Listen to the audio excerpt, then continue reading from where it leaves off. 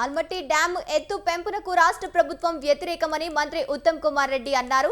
సూర్యాపేట జిల్లాలో ఆయన పర్యటించారు.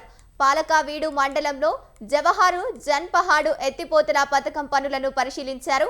ఈ సందర్భంగా ఉత్తమ్ కుమార్ రెడ్డి మాట్లాడుతూ రేపు ఢిల్లీ వెళ్లి ఆల్మట్టి డ్యాముపై వాదనలు వినిపిస్తామన్నారు. బీఆర్ఎస్ పాలనలో కూలిపోయే కాళేశ్వరం కట్టారని చెప్పారు. దీనిపై విచారణ జరుగుతోందని, అది పూర్తయిన తర్వాత చట్టం ప్రకారం చర్యలు తీసుకుంటామన్నారు. కృష్ణా నదీ జలాల్లో తెలంగాణ వాటా సాధించి తీరుతామని తెలిపారు.